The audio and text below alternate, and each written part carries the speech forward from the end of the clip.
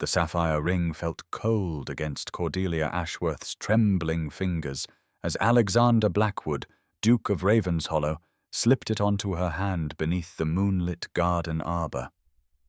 "I will wait for you," he whispered against her lips, his grey eyes burning with devotion. "No fortune, no family obligation, no force on earth will keep me from making you my duchess." 2 years later, standing frozen in Lady Pemberton's glittering ballroom, Cordelia watched in horror as that same man announced his engagement to another woman. The sapphire ring, still hidden beneath her glove, seemed to burn like a brand of betrayal as society's most eligible bachelor chose wealth over love, duty over desire, leaving her heart shattered and her faith in promises forever broken. The sapphire ring caught the moonlight as it rested in Alexander Blackwood's palm, its deep blue depths seeming to hold all the secrets of the night sky above Ashworth Manor's ancient gardens. Cordelia Ashworth stood before him, her dark hair escaped from its careful arrangement during the evening's dancing, tendrils framing her face like spun silk in the silver light. At 18, she possessed a beauty that transcended mere physical perfection, her intelligent hazel eyes reflecting a depth of character that had captured his heart completely. The sounds of her birthday celebration drifted from the manor house behind them, where guests still whirled across the ballroom floor in blissful ignorance of the drama unfolding in the secluded rose arbor. Alexander's hands trembled slightly as he reached for hers, the weight of what he was about to do pressing upon his shoulders like a physical burden. He was Alexander Blackwood, 6th Duke of Ravenshollow, master of vast estates that stretched across 3 counties, yet in this moment he felt as uncertain as a schoolboy facing his first examination. Now please take a moment and subscribe to our channel and comment where you are watching from and what time is it. It is always fascinating to see where these stories get all around the world. Thank you. Cordelia's guardian, Edmund Ashworth, had made his disapproval abundantly clear during their brief, uncomfortable interview earlier that evening, his cold grey eyes reflecting the calculating nature that had made him one of London's most successful barristers. The man saw only Alexander's rumoured financial difficulties, not the depth of feeling that had grown between his ward and the Duke over the past year of careful courtship. What Edmund could not know, what no one could know, was the true extent of Alexander's predicament, the crushing weight of debts that threatened not only his own future, but the livelihoods of hundreds of families who depended upon his estates. Yet as Alexander looked into Cordelia's trusting face, saw the love that shone in her eyes like starlight, he pushed those dark thoughts aside and focused on this perfect moment that he would treasure for the rest of his days. "Cordelia," he whispered, his voice rough with emotion. "I have loved you since the moment I saw you reading Shakespearean sonnets beneath the old oak tree, completely absorbed in your book, while the rest of the world seemed to disappear around you. You looked up at me with such surprise, and I knew in that instant that my heart would never belong to another." She smiled, the expression transforming her already lovely face into something ethereal, and reached up to touch his cheek with her gloved hand. "And I knew that day that all the romantic poetry I had ever read paled in comparison to the reality of loving you," she replied softly, her voice carrying the musical quality that never failed to enchant him. "Your eyes held such gentleness, such strength,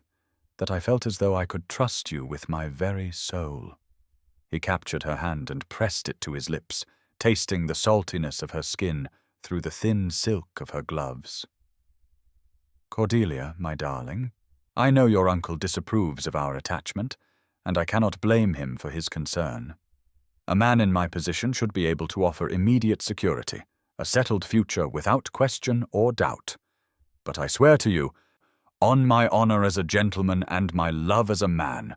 that I will wait for you. However long it takes to set my affairs in order, To prove myself worthy of your hand, I will wait. No other woman could ever compare to you, and I would rather live my entire life as a bachelor than settle for anything less than the love we share." The ring seemed to pulse with warmth as he slipped it onto her finger, his mother's sapphire surrounded by diamonds that had been in his family for 3 generations. "This belonged to my mother, and her mother before her," he said, his voice barely above a whisper. "It has always been meant for the woman who would be my duchess, and there has never been any doubt in my mind that woman is you." Cordelia stared down at the ring in wonder, turning her hand so that the gems caught the light and threw tiny rainbows across the garden wall. "Alexander, it is the most beautiful thing I have ever seen,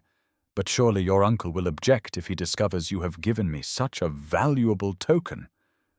"Let him object," Alexander replied with sudden fierceness, pulling her closer until they stood mere inches apart. "I am of age, and while I respect his position as your guardian, I will not allow anyone to dictate matters of the heart. This ring is my promise to you, Cordelia, my pledge that whatever obstacles we may face, whatever time we must endure apart, my heart belongs to you alone." When she looked up at him, her eyes shining with unshed tears of joy, he could resist no longer and lowered his head to capture her lips with his. The kiss began gently, reverently, but as she responded with equal passion, it deepened into something that spoke of promises and desire, and a love that neither time nor distance could diminish. Her arms wound around his neck, and he held her as though she were the most precious thing in the world, which indeed she was to him. The scent of roses surrounded them, mingling with her delicate lavender perfume, creating a sensory memory that would haunt his dreams in the difficult months to come. When they finally broke apart, both breathing heavily, Alexander rested his forehead against hers and tried to memorize every detail of this perfect moment. "Whatever the future holds, remember this night. Remember this promise," he murmured against her hair.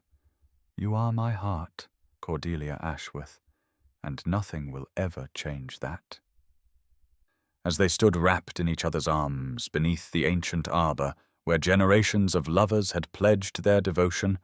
neither could foresee the trials that lay ahead or the forces that would conspire to tear them apart. But in that moonlit garden, with the sapphire ring binding them together and their hearts beating in perfect synchronization, their love felt strong enough to conquer any obstacle, endure any separation, and triumph over any adversity that fate might place in their path. Winter's harsh grip had settled over London like an unwelcome guest who refused to depart, turning the bustling streets into treacherous pathways of ice and slush that made even the shortest journey an ordeal. In the elegant townhouse on Berkeley Square, Cordelia sat at her writing desk in the cramped morning room that served as her refuge from the cold disapproval of her Aunt Eugenia, Edmund's wife, whose sharp tongue and sharper eyes missed nothing that occurred beneath her roof. 6 months had passed since that magical night in the garden at Ashworth Manor. 6 months since Alexander had slipped his mother's ring onto her finger and promised to wait for her, no matter what obstacles they might face. The sapphire now hung on a delicate chain beneath her modest mourning dress, hidden from her aunt's calculating gaze, but warm against her skin like a talisman of hope. She had written to Alexander every week without fail, pouring her heart onto paper with the passionate eloquence that came naturally when addressing the man she loved above all others. Yet not a single letter had received a reply, and with each passing day the silence grew more ominous, more inexplicable, until doubt began to creep into her heart like frost creeping across a window pane. "Dear Alexander," she wrote in her careful script, praying that this letter would somehow reach him when all the others had apparently failed, "I cannot understand why you have not responded to my previous correspondence, but I must believe there is some reasonable explanation for your silence. Perhaps my uncle has been more successful in his efforts to separate us than we anticipated. Or perhaps affairs at your estate require your complete attention.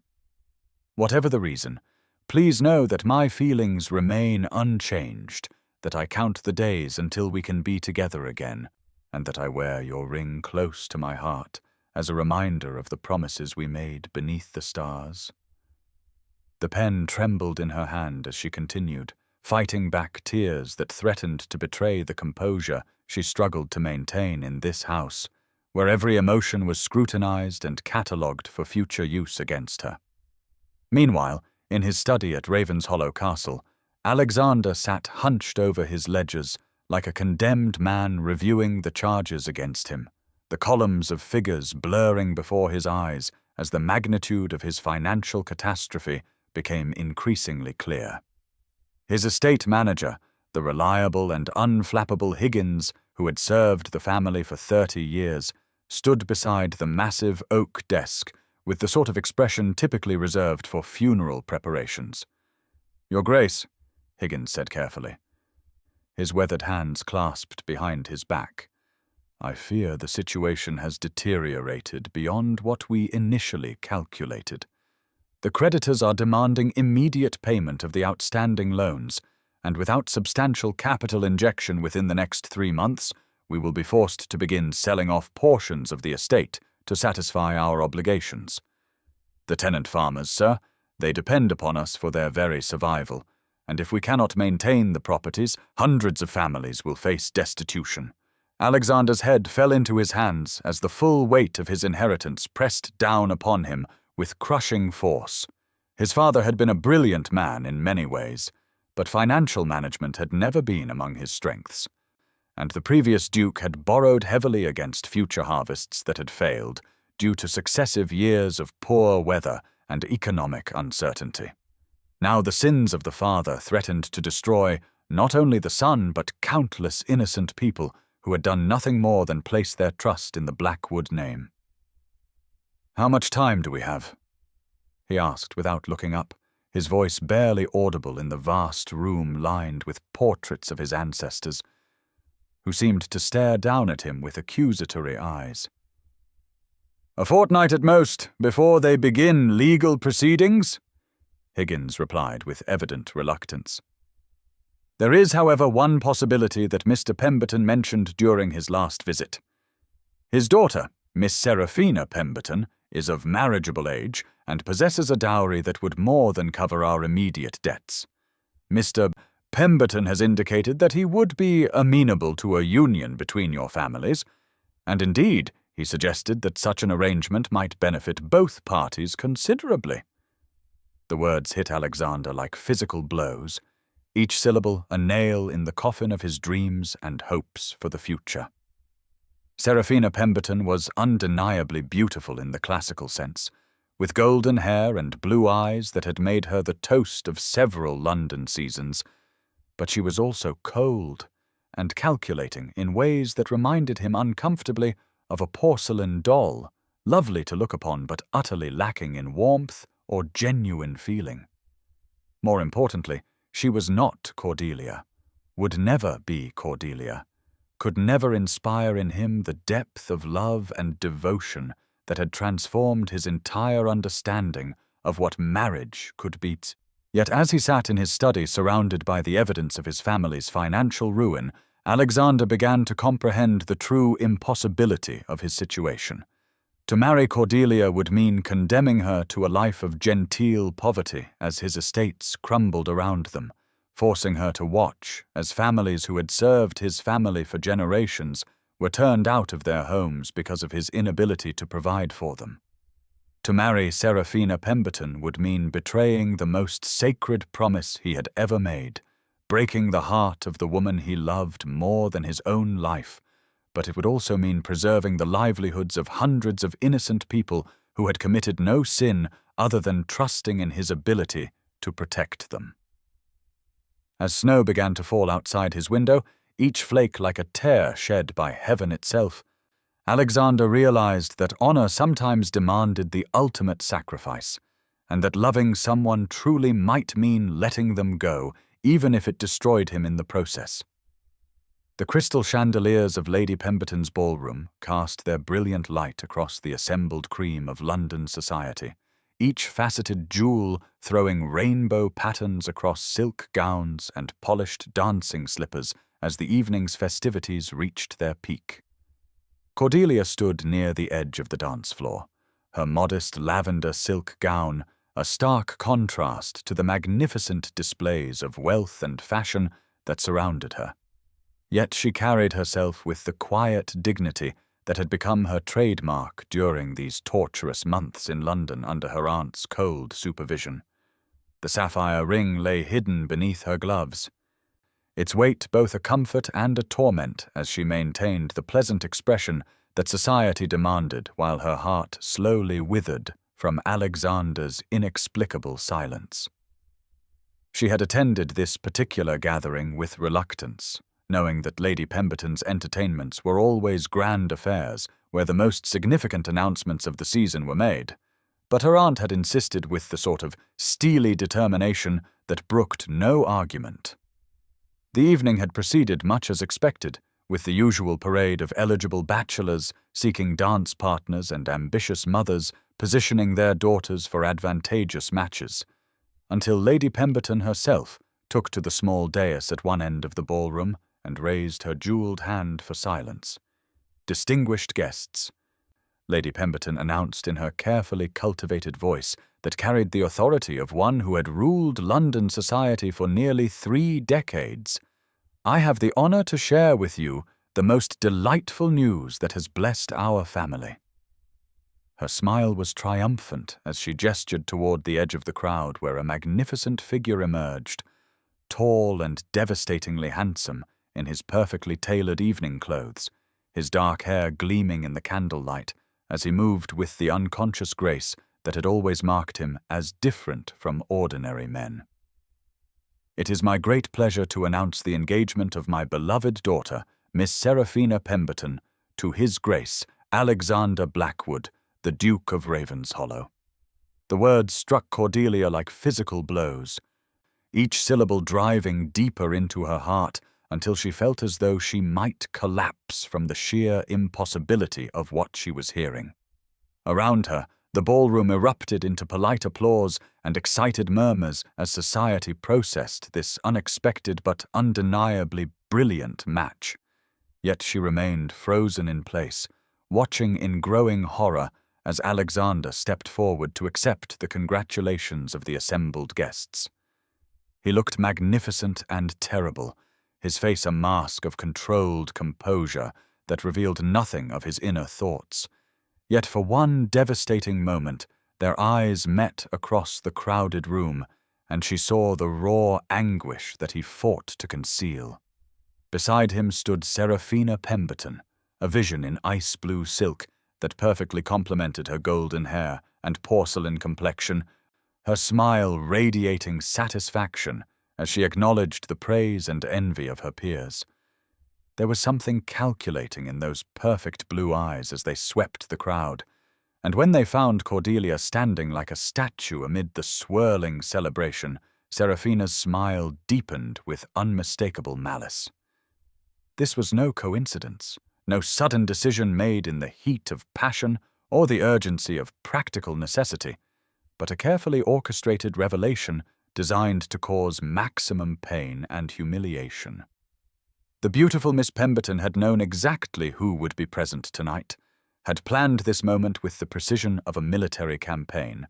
and was now savoring her victory with the cold satisfaction of a predator who had successfully cornered its prey.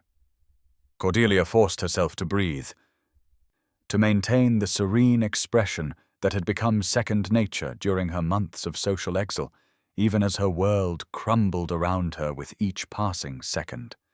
She could feel the eyes of the other guests upon her, some filled with pity, others with cruel curiosity, as they waited to see how the poor relation would react to this devastating blow to whatever foolish hopes she might have harbored. The sapphire ring seemed to burn against her skin beneath its concealment, a brand of shame and broken promises that mocked her naive faith in love and constancy. Yet even as her heart shattered into 1,000 irreparable fragments, Cordelia summoned the strength that had sustained her through years of dependence and uncertainty. The quiet resilience that her parents had instilled in her before their untimely deaths had left her at the mercy of others' charity. She would not give these people the satisfaction of witnessing her complete destruction, would not allow Seraphina Pemberton the triumph of seeing her rival collapse in public humiliation. With movements that appeared perfectly natural to any casual observer, she made her way toward the refreshment table, accepting a glass of champagne from a passing footman and lifting it to her lips as though she had not a care in the world. The liquid tasted like ashes, but she forced herself to swallow, to nod and smile at the appropriate moments as other guests offered their observations about the surprising match. "How romantic it must be," whispered Lady Hartwell to her companion, "though I confess I always thought His Grace seemed rather devoted to some mysterious lady from the countryside." "Perhaps it was merely a summer flirtation," replied her friend with the sort of knowing smile that suggested she relished the opportunity to dissect other people's romantic disappointments. A man in his position must ultimately choose with his head rather than his heart, and Miss Pemberton is undeniably a superior match in every practical regard. The hours that followed passed in a haze of forced normalcy as Cordelia endured the remainder of the evening with the stoic determination of a soldier facing enemy fire, smiling and conversing and dancing with partners whose names she forgot the moment they spoke them, all while the devastating reality of Alexander's betrayal burned through her consciousness like acid. When her aunt finally declared their departure, Cordelia followed her to their carriage with grateful relief, settling back against the velvet cushions and closing her eyes as though she could somehow shut out the memory of what she had witnessed. Yet Aunt Eugenia was not finished with her torture, and as their carriage rolled through the darkened streets toward Berkeley Square, she began to speak with the sort of calculated cruelty that had made her feared throughout London society. "Well, my dear, I trust tonight's entertainment has finally opened your eyes to the realities of your situation," she said with false sympathy that fooled no one. "His Grace has chosen as any sensible man would choose, securing his family's future with a bride who brings both beauty and fortune to the match. You were naive to imagine that a few stolen moments in a garden could lead to anything more substantial than a brief dalliance." Cordelia kept her eyes closed and her hands folded in her lap, refusing to give her aunt the satisfaction of a response. But Eugenia was far from finished with her revelations. "Of course, Edmund has been instrumental in helping His Grace see reason," she continued with evident satisfaction. "When the Duke's financial difficulties became known to certain circles,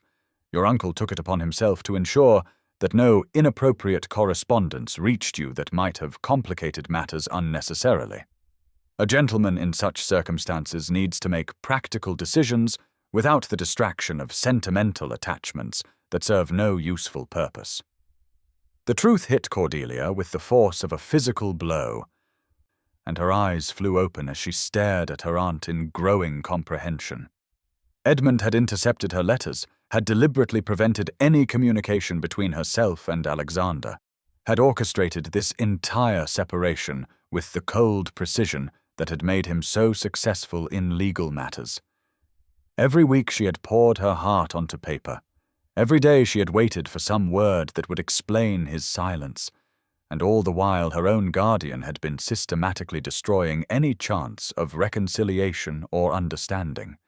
Yet even this devastating revelation paled beside the greater truth that now blazed through her consciousness with blinding clarity. Alexander had chosen to marry another woman, had broken his sacred promise, and betrayed the love they had shared, had proven that her uncle's cynical assessment of masculine nature was entirely accurate. No amount of interference could have forced him to abandon her if his devotion had been genuine. No external pressure could have overcome true love if it had ever really existed. She had been nothing more than an amusing diversion, a romantic fantasy that he had abandoned the moment practical considerations demanded his attention, and she had been fool enough to believe in promises that meant nothing to the man who made them. By the time their carriage reached Berkeley Square, Cordelia had made a decision that would reshape the entire course of her future, a resolution born from the ashes of her shattered dreams and tempered by the bitter wisdom that came from complete disillusionment. She would never again place her happiness in another person's hands, would never again allow herself to be vulnerable to the casual cruelty of those who viewed love as a luxury they could afford to discard when more pressing matters demanded their attention. If she was truly alone in the world, dependent on no one but herself for security and contentment, then she would forge a life that required nothing from anyone else, that could not be destroyed by broken promises or betrayed trust. The naive girl who had danced in moonlit gardens and believed in fairy tale endings had died tonight in Lady Pemberton's ballroom, and in her place stood a woman who understood that survival required strength, independence, and the absolute refusal to hope for anything beyond what her own efforts could provide. 2 years passed with the relentless precision of a clock marking time that could never be recovered. 2 years during which Cordelia transformed herself from a heartbroken girl into a woman whose reputation for intelligence, discretion, and quiet competence had made her one of the most sought-after companions in London society. She had refused her uncle's grudging offer of continued charity, choosing instead to seek employment with families who valued education and refinement in those who guided their children's development. Her first position with Lady Worthington had led to recommendations that opened doors to increasingly prestigious households, until she found herself established as companion to the elderly Dowager Countess of Bramhall, whose sharp wit and extensive library provided both intellectual stimulation and genuine affection that helped heal the wounds that Alexander's betrayal had left upon her soul. She had moved through these 2 years with deliberate purpose, building a life that was entirely her own creation, free from the interference of scheming relatives or the false promises of faithless lovers. Her modest but comfortable apartments in a respectable boarding house provided the independence she craved, while her work offered both financial security and the satisfaction of knowing that her efforts made a meaningful difference in the lives of those she served. The sapphire ring had long since been sold to provide the initial capital for her new life, though the memory of the promises it had represented remained buried deep in her heart like a splinter that time had never quite managed to dislodge. She rarely thought of Alexander Blackwood anymore, or told herself that she rarely thought of him, though sometimes in the quiet hours before dawn she wondered whether he had found happiness in his marriage to the beautiful Miss Pemberton,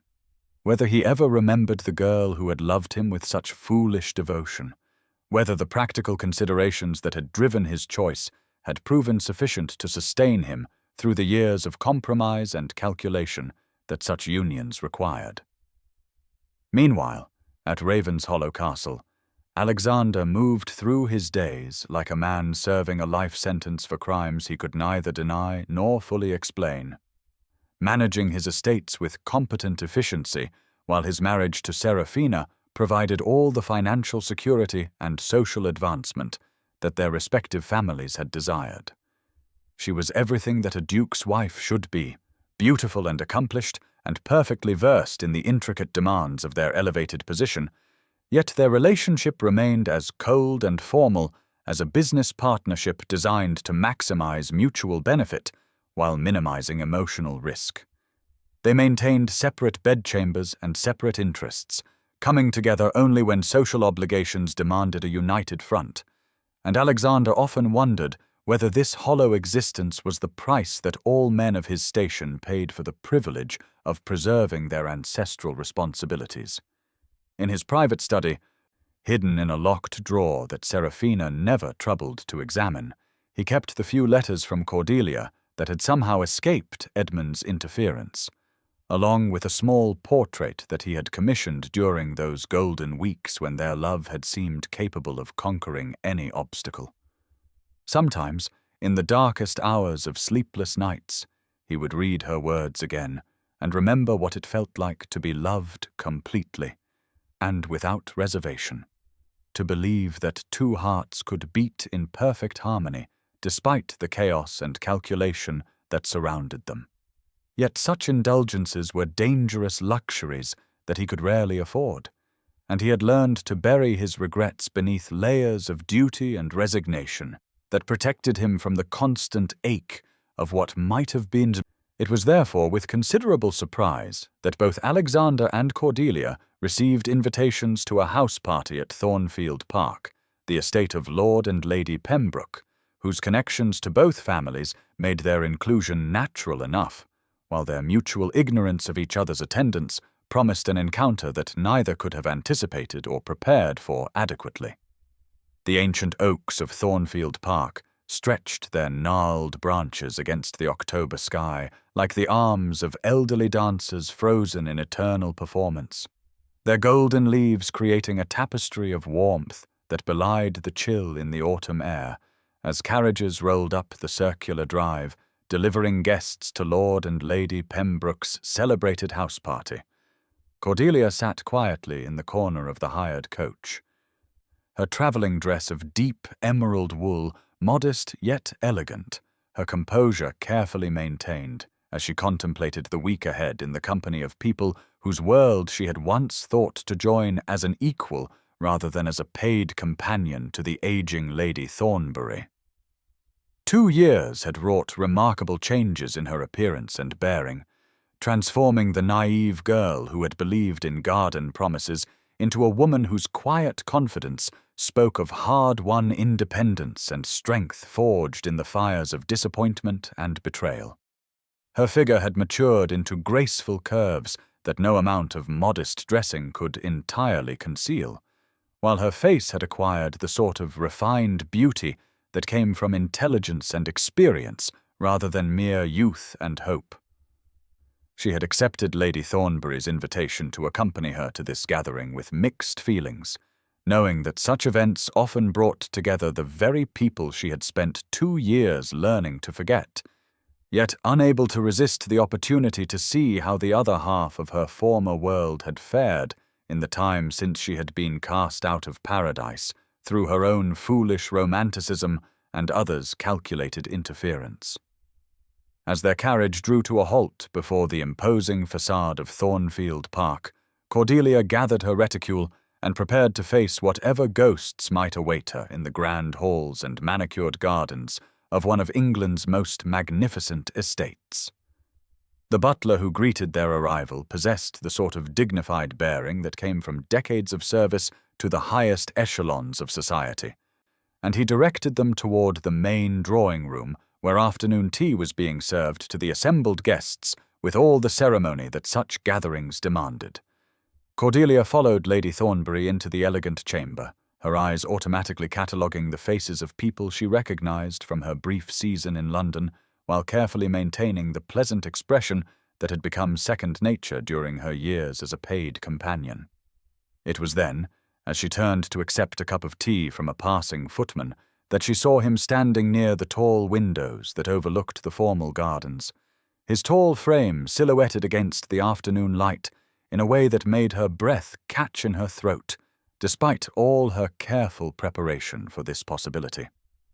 Alexander looked exactly as she remembered, yet utterly transformed.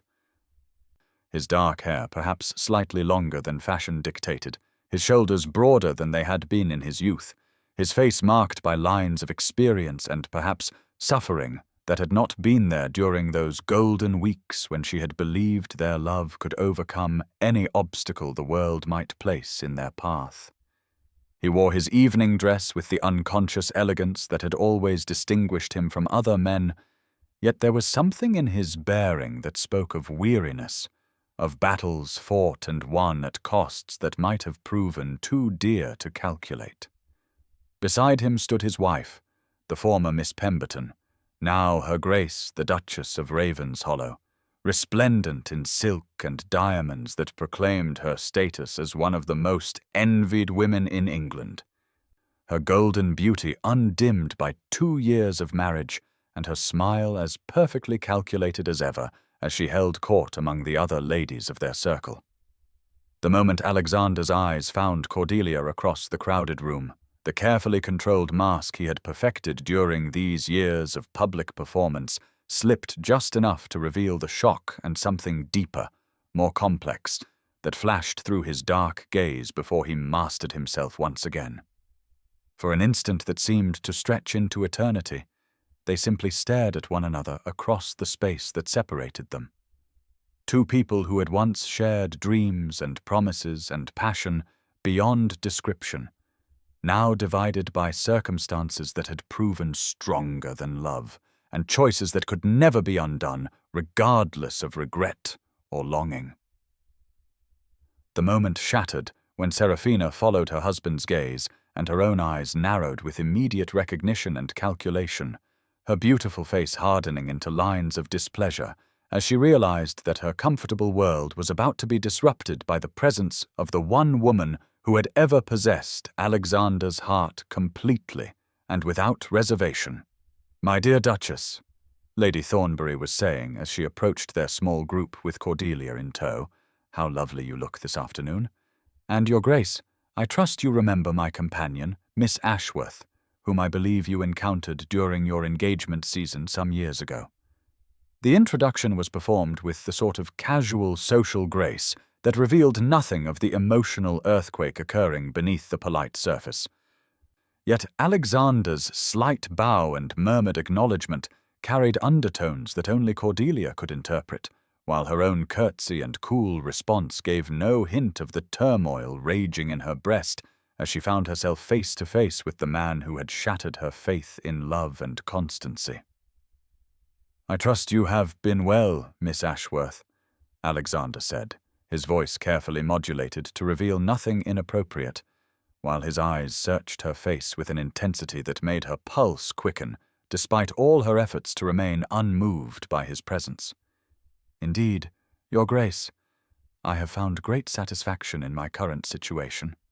Cordelia replied, with the sort of dignified composure that proclaimed her independence more clearly than any amount of defiance could have managed, "and I hope your own circumstances have proved equally agreeable."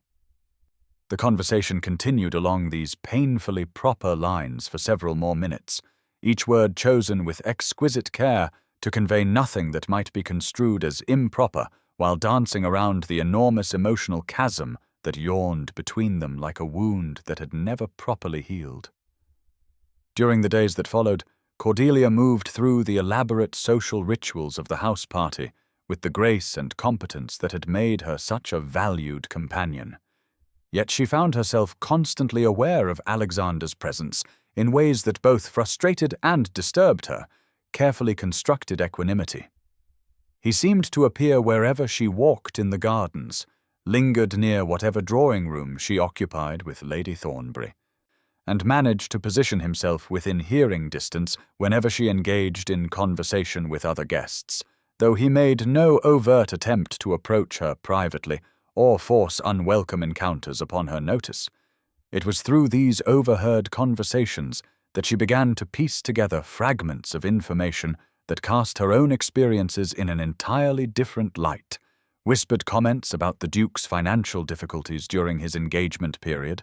speculation about family pressures and obligations that had influenced his choice of bride, hints about the sort of debts and responsibilities that could drive even the most devoted lover to make impossible choices between personal happiness and duty to others who depended upon his decisions. Lady Worthington, her former employer who had arrived the previous day, proved particularly enlightening during an afternoon stroll through the rose gardens, when she remarked with characteristic bluntness that she had always thought it tragic how young men of fortune were forced to sacrifice their hearts for the sake of their estates and dependents. The poor Duke seemed positively haunted during his engagement, she confided to Cordelia, as they paused beside a marble fountain whose gentle splash provided cover for their conversation. One heard whispers that his estates were mortgaged beyond belief, that hundreds of tenant families faced destitution if he could not secure immediate relief through an advantageous marriage. Not that it excuses abandoning true affection, of course, but one does understand the impossible position such circumstances create for a man of honor and conscience. These revelations stirred emotions in Cordelia that she had thought safely buried beneath layers of resignation and hard-won independence, forcing her to reconsider the narrative of betrayal and abandonment that she had constructed to explain Alexander's behavior during those agonizing months of silence and uncertainty. Perhaps his choice had not been the casual discarding of inconvenient sentiment that she had imagined, but rather the sort of agonizing sacrifice that honor sometimes demanded when personal happiness conflicted with responsibilities too great to ignore without condemning innocent people to suffering and loss. Yet even as understanding began to dawn, the hurt and anger of those terrible months when she had believed herself forgotten and discarded remained too deep and painful to be easily dismissed or forgiven, leaving her caught between the woman she had become through necessity and the girl who had once loved without reservation or doubt.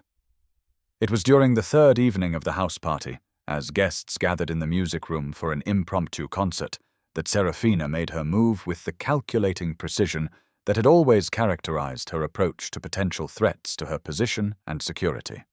She had observed the undercurrents of tension and unresolved emotion that swirled around her husband whenever Miss Ashworth appeared,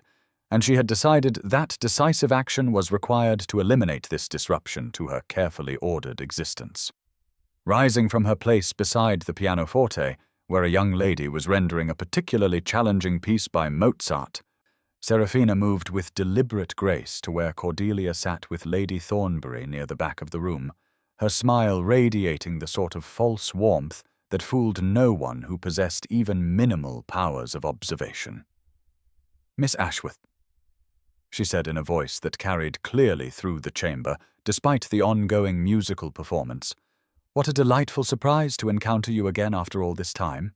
I trust you have found your new circumstances agreeable after your family's unfortunate financial reversals made your previous expectations quite impossible to maintain." The calculated cruelty of the comment was designed to humiliate and diminish,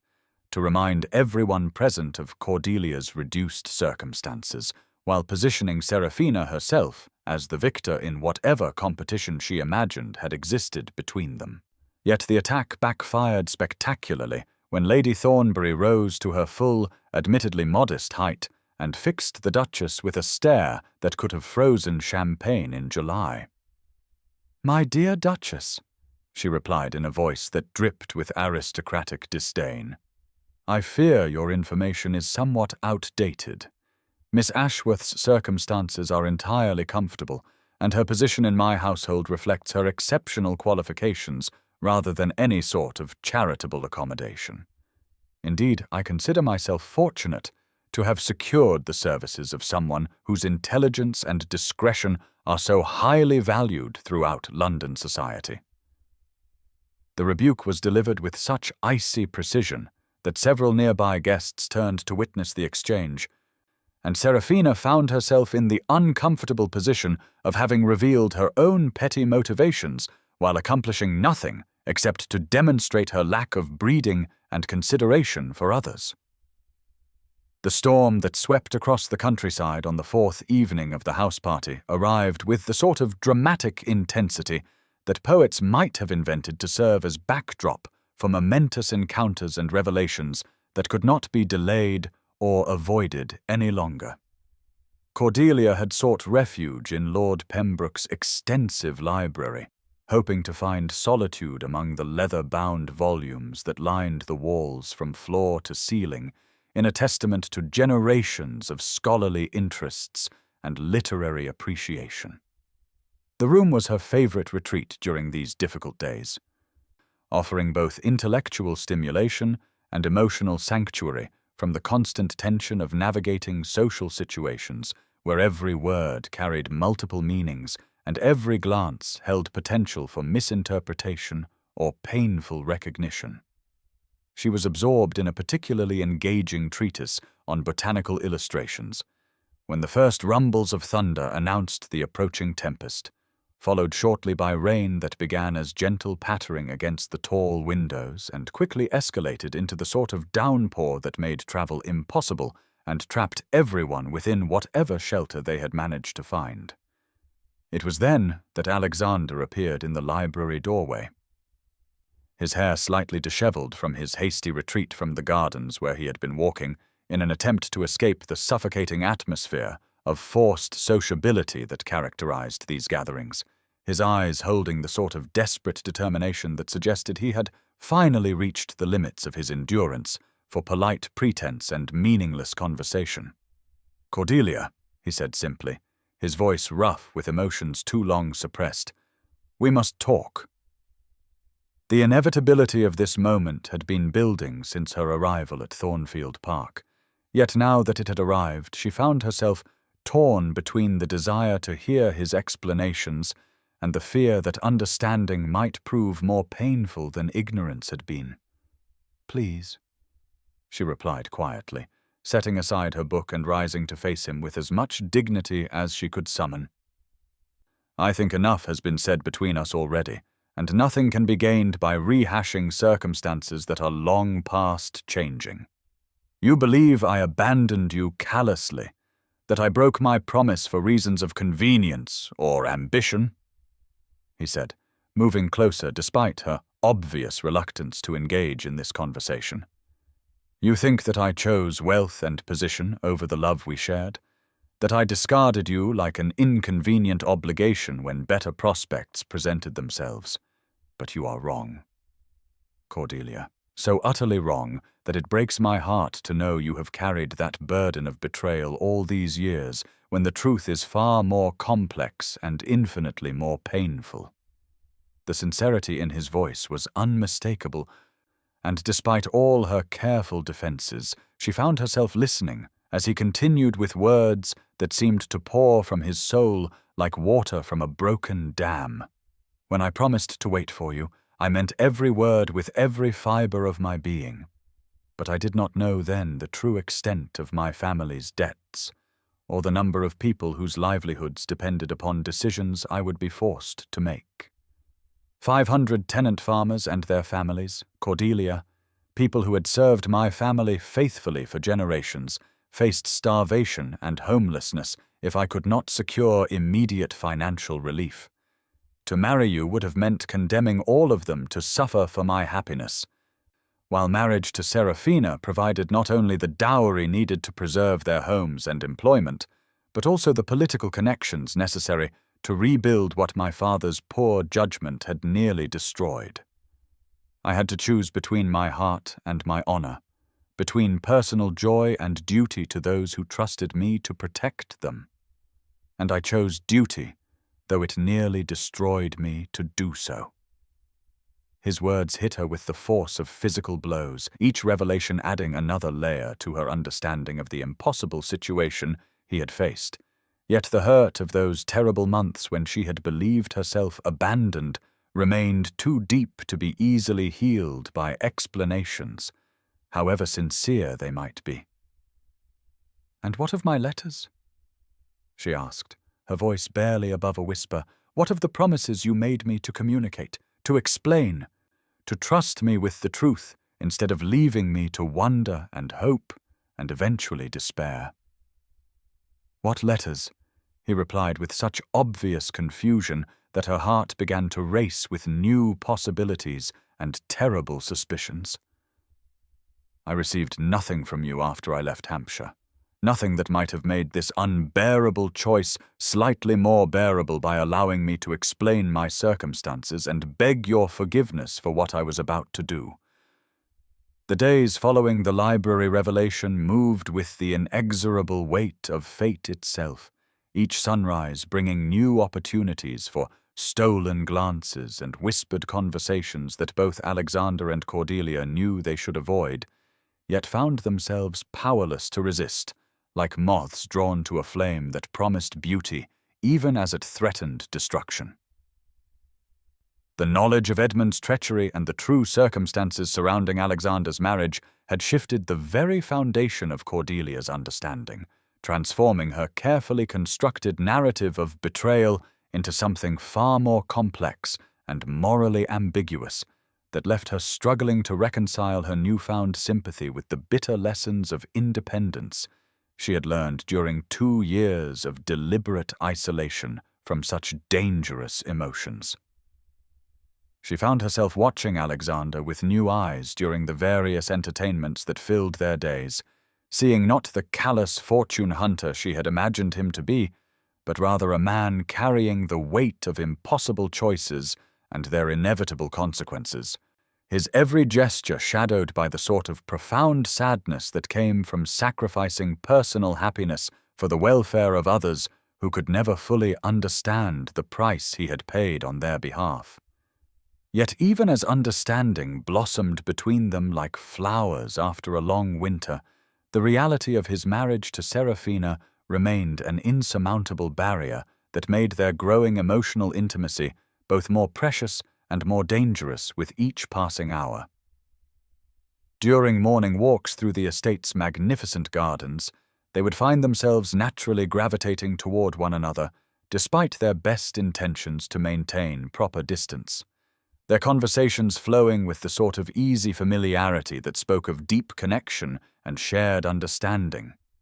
yet always carefully avoiding the subjects that might lead them into territory where honor and desire would come into direct and irreconcilable conflict. Alexander spoke of his work improving conditions for his tenants, his voice warming with genuine satisfaction as he described new schools and modernized cottages that his marriage settlement had made possible, while Cordelia shared her own experiences as a companion, the small triumphs and satisfactions that had helped her build a life of purpose and dignity despite the circumstances that had driven her from her original expectations. There was something both healing and heartbreaking about these exchanges, the gradual rebuilding of trust and affection between two people who had once shared dreams of a very different future, yet who were now separated by circumstances that made any renewal of their former relationship impossible to contemplate without betraying the very principles that had shaped their characters and guided their most difficult decisions. Lady Pembroke, whose keen eyes missed very little of what transpired under her roof, had taken it upon herself to serve as both observer and gentle guide during these treacherous days, recognizing in Cordelia a kindred spirit who valued integrity above convenience, and in Alexander a man whose essential goodness had been tested but not destroyed by the harsh realities of his position. She arranged their encounters with subtle skill, ensuring that they had opportunities for private conversation while also providing the sort of wise counsel that might help them navigate the dangerous waters of renewed affection without compromising their honor or causing scandal that could destroy them both.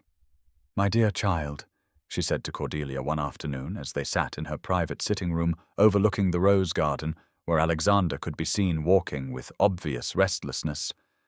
"I have observed the world long enough to know that the heart rarely consults with the mind before making its choices.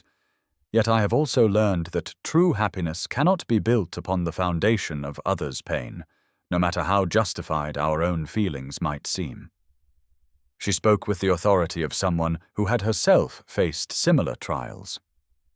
whose own marriage had been arranged for practical reasons, yet had eventually blossomed into genuine affection through patience, compromise, and the gradual recognition that duty and love need not be mutually exclusive if both parties possessed sufficient wisdom and goodwill.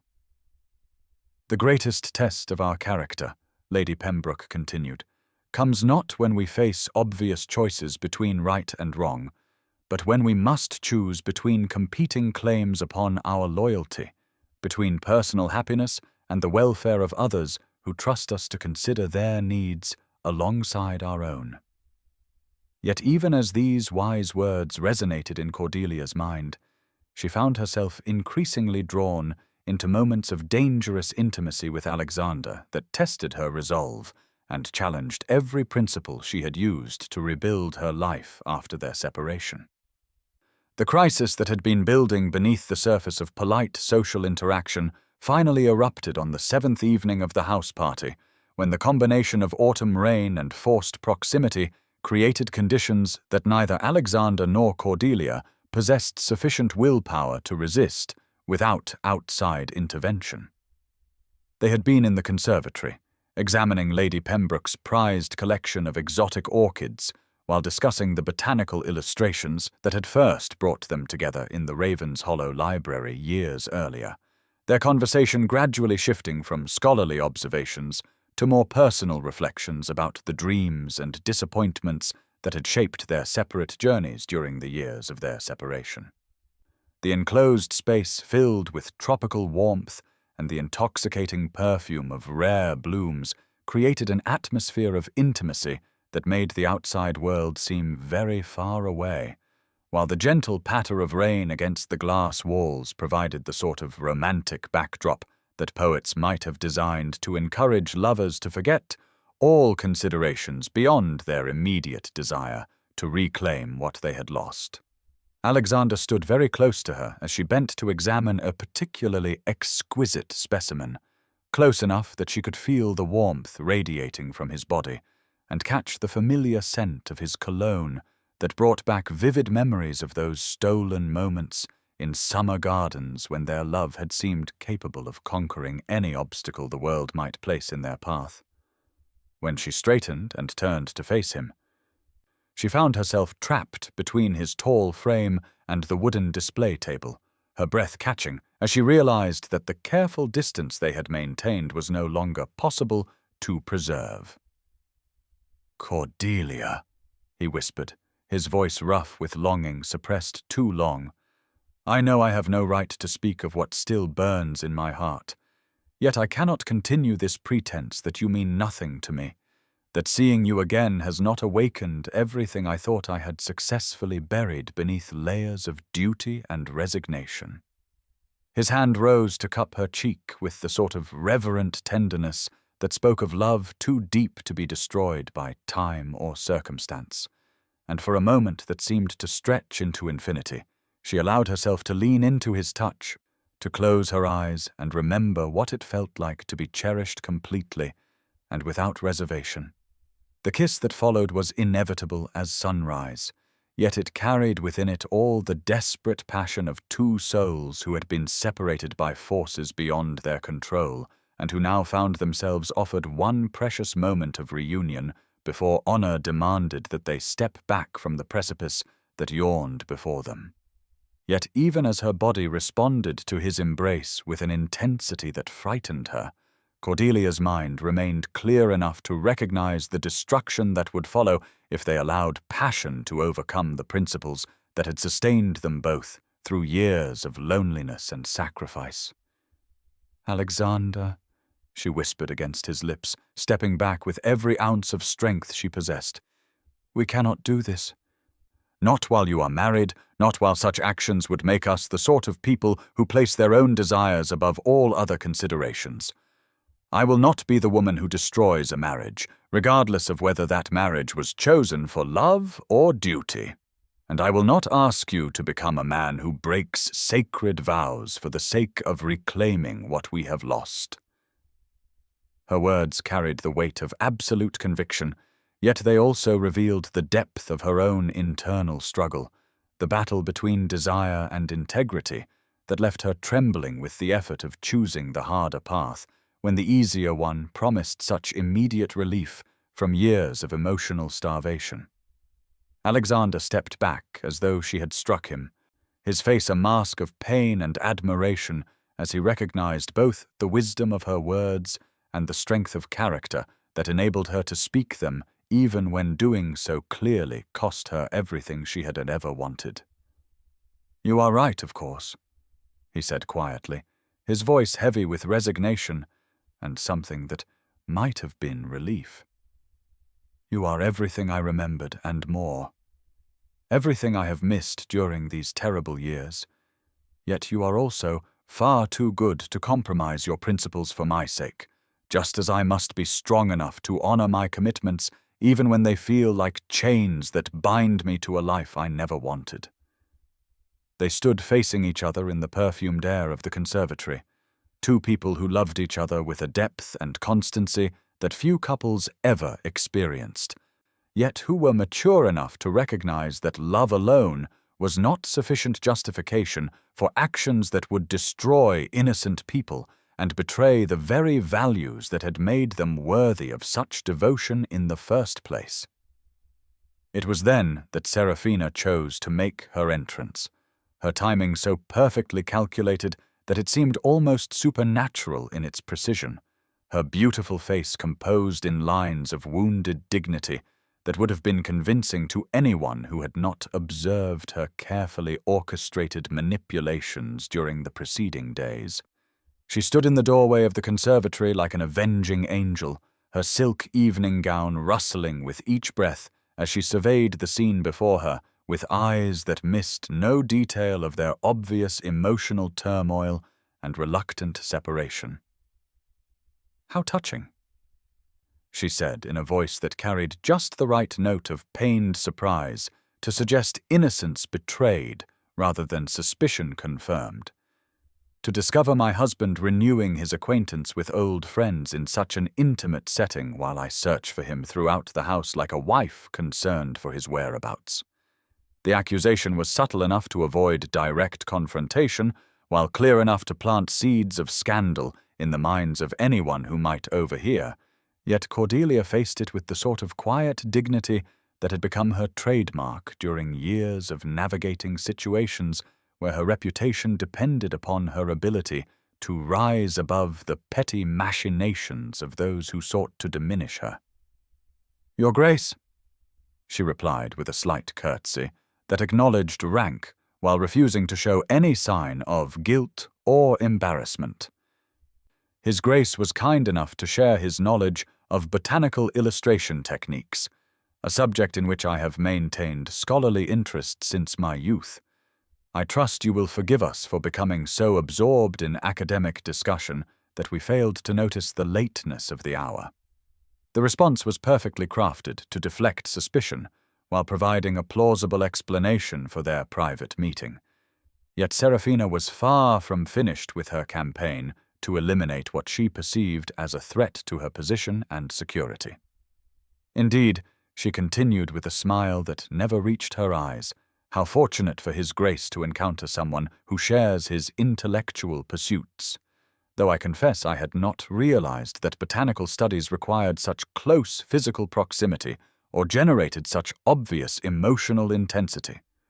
I do hope that Lady Pembroke's other guests have not been subjected to similar displays of scholarly enthusiasm. The insult was delivered with such elegant venom that it took several seconds for its full impact to register, yet when it did, Cordelia felt the familiar surge of strength that had sustained her through every crisis she had faced since losing her parents and her original place in society. "I fear your Grace may be allowing anxiety about your husband's welfare to color your interpretation of an innocent encounter," she replied, with the sort of calm authority that came from absolute confidence in her own integrity, though I certainly understand how a wife might feel concerned when unable to locate her spouse during a social gathering. Perhaps in future it would be wise to establish some system of communication that would prevent such misunderstandings from arising. The suggestion was delivered with such apparent helpfulness that Serafina found herself momentarily speechless, having expected either defensive denials or guilty acknowledgments, rather than the sort of mature response that made her own behavior seem petty and suspicious by comparison. Yet she was far from defeated, and the events of the following evening would prove that desperation could drive even the most calculating person to acts of recklessness that revealed the true depths of their character, while setting in motion consequences that no one could have anticipated or controlled. The discovery that would change everything came not through deliberate investigation, but through the sort of accident that fate seemed to engineer when circumstances reached their inevitable breaking point. A moment of pure chance that revealed truths carefully hidden beneath layers of deception and manipulation, designed to protect secrets that could destroy lives and reputations with their revelation. Cordelia had been returning a borrowed book to the library when she noticed that Serafina had left her reticule behind on one of the reading tables, its contents partially spilled in a way that suggested hasty departure, or perhaps the sort of nervous agitation that had characterized the Duchess's behavior throughout the house party.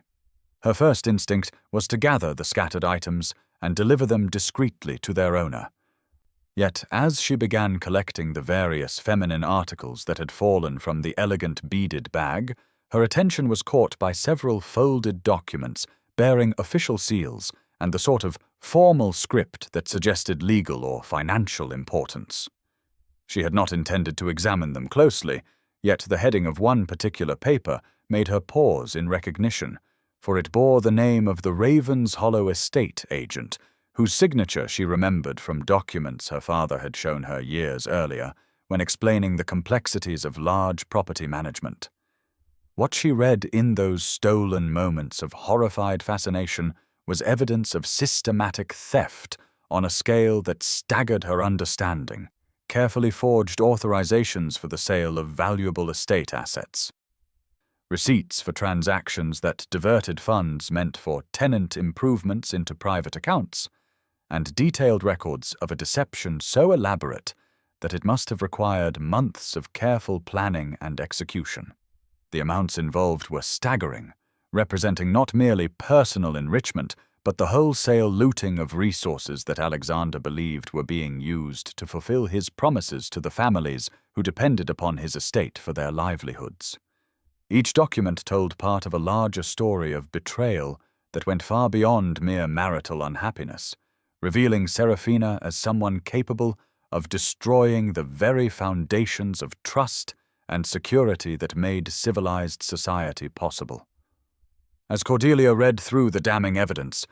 her mind reeled with the implications not only for Alexander, but for the hundreds of tenant families whose welfare had been sacrificed to fund what appeared to be gambling debts of truly astronomical proportions.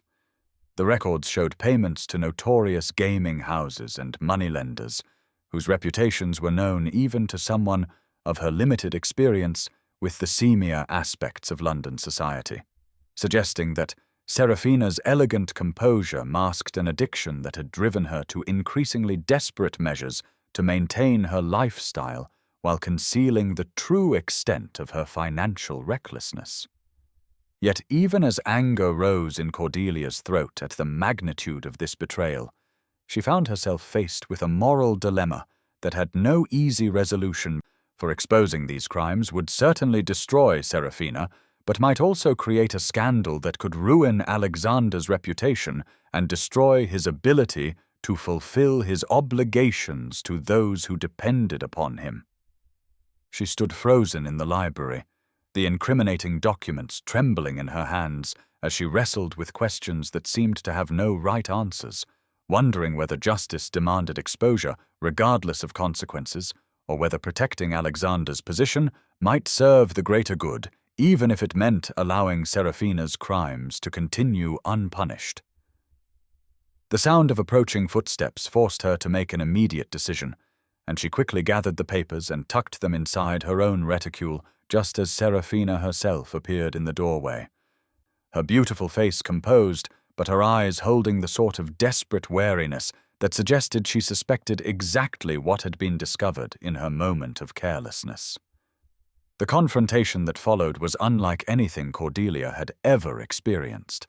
A verbal duel conducted with the sort of deadly politeness that characterized conflicts between people of breeding who understood that true warfare could be waged with words and implications rather than crude accusations or emotional displays. "I believe you may have something that belongs to me," Serafina said, her voice carrying just enough steel to suggest that pretense was no longer possible while maintaining the fiction that this remained a civilized conversation between ladies. "Indeed," Cordelia replied, her own tone carefully neutral as she faced the woman whose crimes she now understood in their full, horrifying scope. "I was attempting to return your reticule when some of its contents spilled, and I fear I may have inadvertently gathered more than I intended in my haste to restore your property to good order." The dance of words continued for several minutes, each woman testing the other's knowledge and resolve, while avoiding direct statements that might force immediate crisis or irrevocable commitment to positions from which retreat would be impossible. Yet gradually it became clear that pretense was futile,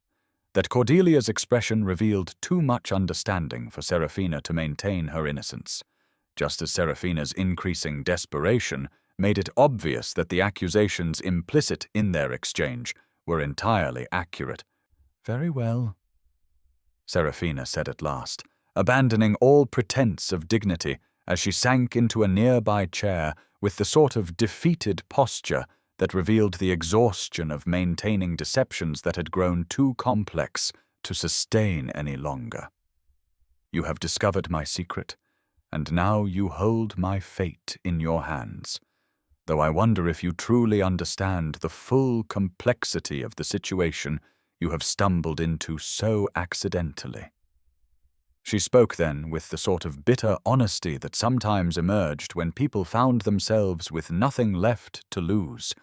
revealing the depth of her gambling addiction and the desperation that had driven her to increasingly bold thefts from the very estate that her marriage was supposed to protect and restore. "I never loved your precious Alexander," she continued, with a laugh that held no humor whatsoever. "Nor did he love me, though he was gentleman enough to treat me with courtesy and respect, even when our marriage bed became a source of mutual disappointment and regret. We married for practical reasons, he to save his tenants, and I to escape creditors who had grown impatient with my father's promises to cover my gaming debts. Yet even his generous marriage settlement proved insufficient to satisfy obligations that continued to grow with each desperate attempt to win back what I had already lost." The confession poured from her like poison from a wound, each revelation adding new layers to Cordelia's understanding of the web of deception and desperation that had trapped them all in circumstances none of them had chosen yet, from which escape seemed almost impossible to achieve. "I can offer you something," Serafina said suddenly, her voice taking on the calculating tone of someone accustomed to bargaining for advantage even in the most desperate circumstances. "Alexander believes himself bound by honor to remain married to me. Yet I care nothing for the sanctity of vows that were never more than business arrangements designed to serve purposes they have utterly failed to achieve. Give me those documents and enough money to disappear permanently from England, and I will provide you with evidence that our marriage was invalid from the beginning,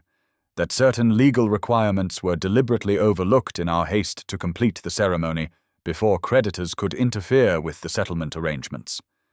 The proposition was delivered with the sort of matter-of-fact directness that suggested Serafina viewed marriage, theft, and abandonment as merely different strategies in a larger game where personal survival trumped all other considerations. "You would be free to pursue your happiness with Alexander, while I would be free to seek my fortune in places where English law cannot reach me, and past mistakes might be forgotten in favor of new opportunities for both success and failure." Yet even as the offer hung between them like forbidden fruit, Cordelia found herself facing the most fundamental test of character she had ever encountered, forced to choose between personal happiness purchased through complicity with crime and the sort of principled action that might destroy her own chances for joy while protecting innocent people from continued victimization. The decision that would determine not only her own fate, but the futures of everyone touched by this web of deception and betrayal came to Cordelia with the sort of clarity that sometimes emerged from moral crisis, cutting through complexity and self-interest to reveal the single path that honor demanded regardless of personal cost or consequence. She looked at Seraphina with something approaching pity, seeing not the elegant duchess whose beauty and position had once seemed so enviable, but rather a woman whose choices had gradually stripped away everything valuable about her character until only calculating desperation remained. "I cannot accept your offer," she said quietly, her voice steady despite the magnitude of what she was rejecting, "not because I do not long for the happiness you promise, but because purchasing that happiness through silence about crimes that harm innocent people would make me complicit in evil that I cannot rationalize or excuse regardless of personal benefit." The refusal hit Seraphina like a physical blow, her face registering first disbelief, then rage, as she realized that her carefully constructed escape plan was crumbling before her eyes. "You little fool," she hissed, abandoning all pretense of aristocratic composure as desperation overcame breeding and calculation gave way to raw fury. "Do you not understand that exposing me will destroy Alexander as surely as it destroys me? That the scandal will make it impossible for him to maintain the social connections necessary to protect his tenants and preserve his estate on? You speak of protecting innocent people while choosing actions that will harm the very people you claim to care about most." Yet Cordelia had already considered these arguments and found them insufficient to override the fundamental principle that evil must be opposed regardless of the complications that opposition might create. "I believe that Alexander is strong enough to survive scandal and find new ways to fulfill his obligations," she replied, with the sort of quiet conviction that comes from absolute certainty about moral choices. "But I know that allowing theft and deception to continue unchallenged will eventually destroy everything good that his marriage was meant to preserve. Better to face crisis honestly than to build security upon foundations of lies that must eventually collapse under their own weight." The confrontation ended with Seraphina's bitter promise of retaliation and Cordelia's calm acceptance of whatever consequences might follow from doing what she believed to be right, setting in motion events that would test every relationship and assumption that had shaped their lives while forcing all of them to discover what they truly valued when forced to choose between competing loyalties and conflicting demands upon their conscience and courage. The revelation of Seraphina's crimes came not as the dramatic public exposure that literature might have demanded, but through the sort of careful, methodical process that Alexander's sense of justice and responsibility required, despite the personal pain that each new discovery inflicted upon his already battered faith in human nature and his own judgment. Cordelia had chosen to present her evidence privately, giving him the opportunity to investigate thoroughly before deciding how to proceed. Yet she had made it clear that her silence was temporary and conditional upon his willingness to take action that would protect future victims, even if it meant sacrificing his own comfort and security. The documents she provided told a story of betrayal so comprehensive that it took several days of careful examination to understand its full scope. Yet Alexander approached the investigation with the sort of methodical thoroughness that had made him an effective estate manager despite his youth and relative inexperience, when he inherited responsibilities that would have challenged men twice his age. Each forged signature and falsified record revealed new depths of deception that made him question everything he thought he understood about his marriage and his wife's character.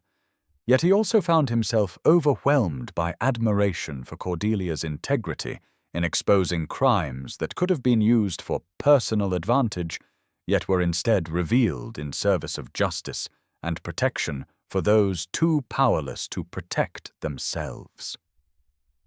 When he finally confronted Seraphina with the evidence of her systematic theft, her response revealed the full extent of her transformation from the charming young woman he had married into someone whose desperation had gradually eroded every principle and consideration except immediate self-preservation.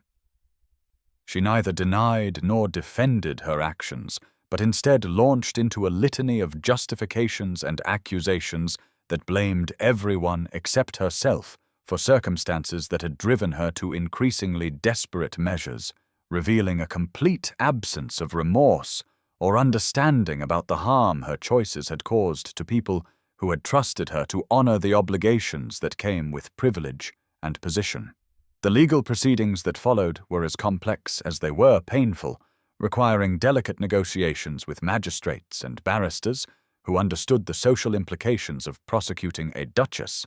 while also recognizing that justice demanded some accounting for crimes that had victimized people with no power to seek redress through normal channels. Alexander's decision to pursue both criminal charges and annulment proceedings was guided by his determination to ensure that Serafina faced consequences for her actions, while also freeing himself to rebuild his estates on foundations of honesty rather than the deception that had characterized his marriage from its inception.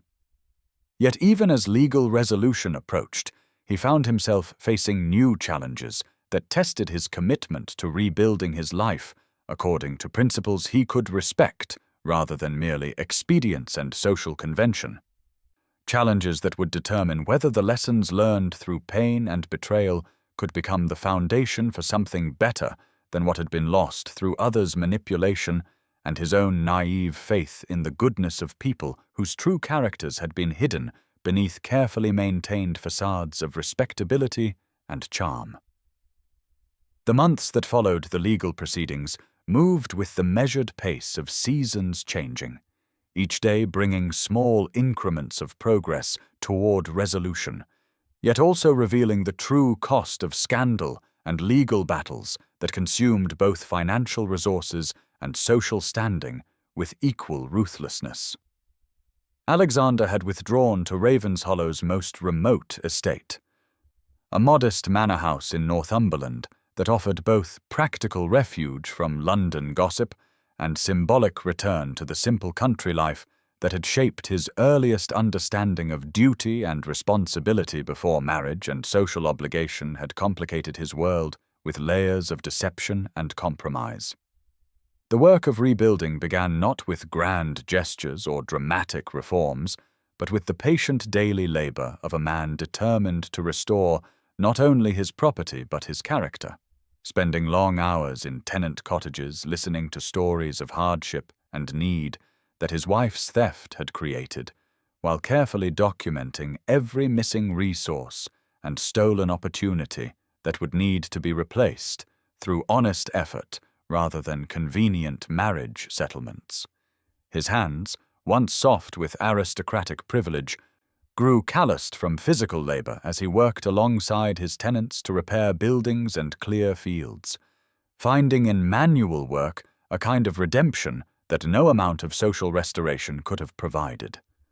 The transformation was both physical and spiritual, stripping away the artificial refinements of London society to reveal the fundamental character that had been buried beneath years of obligation and compromise. Yet it was also profoundly lonely work that left him aching not only for Cordelia's presence, but for the chance to share with her the insights and discoveries that emerged from this process of deliberate rebuilding. Each evening found him writing letters that he rarely sent, pouring onto paper the thoughts and feelings that had no other outlet, describing the small victories and setbacks that marked his progress toward becoming the man he had always intended to be, before circumstances forced him into choices that betrayed his deepest values. Meanwhile, Cordelia had accepted a position with a family in the Scottish Highlands, removing herself so completely from the world they had shared that even the most determined gossips eventually found other scandals to occupy their attention and malicious speculation. The MacLeod family proved both demanding and rewarding employers, their 3 young daughters requiring not only traditional academic instruction, but the sort of patient guidance that helped them navigate the complex transition from childhood to young womanhood, in a world that offered limited opportunities for female independence and self-determination. She found unexpected satisfaction in this work, discovering talents for teaching and mentoring that had been dormant during her years as a mere companion, yet she also struggled with the isolation that came from hiding her true education and background behind the modest persona expected of a governess,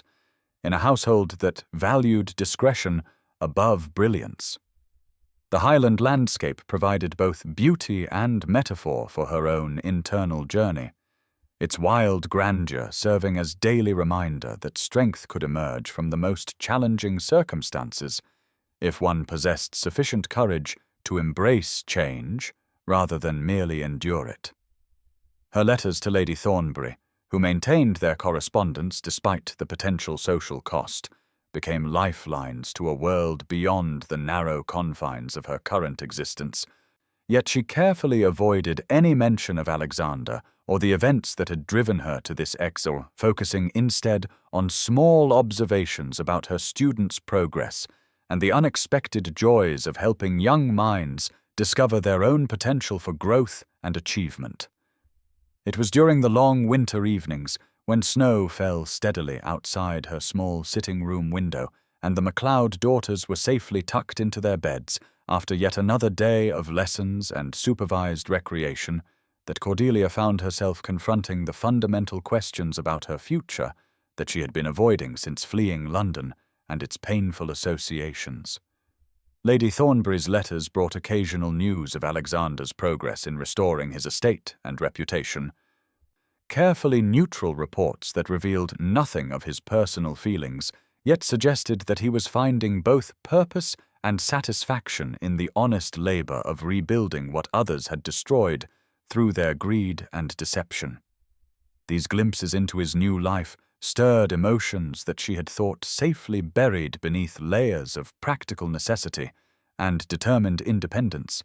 yet she refused to allow herself the luxury of hoping for any outcome beyond the quiet satisfaction of knowing that he was healing from the betrayals that had shaped their separation. When spring arrived in the Highlands, with its promise of renewal and fresh beginnings, she received an unexpected letter from her former employer's solicitor informing her that Lady Worthington had died peacefully in her sleep and had chosen to remember Cordelia's faithful service with a bequest that, while modest by aristocratic standards, represented more money than she had ever imagined possessing in her own right. The inheritance was accompanied by a personal note from Lady Worthington herself, written during her final illness, expressing gratitude for Cordelia's companionship and wisdom during the difficult years following her husband's death, and urging her to use the money in whatever way would bring her the greatest happiness and fulfillment. The letter concluded with observations about the nature of love and duty that revealed Lady Worthington's awareness of the sacrifices Cordelia had made and her hope that better times lay ahead for someone whose character had been tested by adversity, yet remained uncompromised by the temptations that destroyed lesser people. As Cordelia sat in her modest room reading these words of encouragement and remembrance,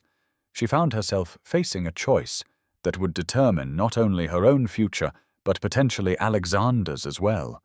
For Lady Thornbury's most recent letter had mentioned in passing that the legal costs of the annulment proceedings and the need to repay Seraphina's stolen funds had left him facing the very financial crisis that his marriage had been intended to prevent.